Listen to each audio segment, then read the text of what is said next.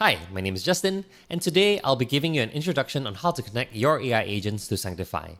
This video would cover the basics on how to create a customer account and provide general guidelines on how to connect your AI agents to our platform.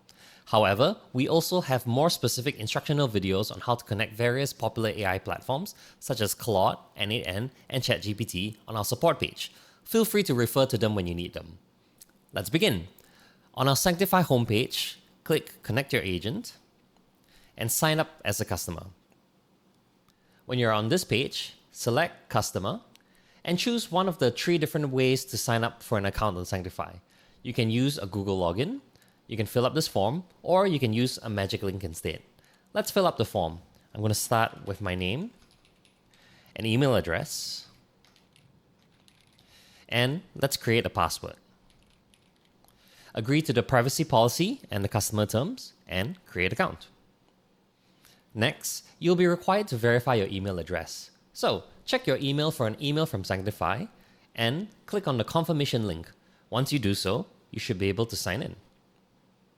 This will bring us to our homepage on SanctifAI. To connect your AI agents, click the AI Agents button and Invite AI.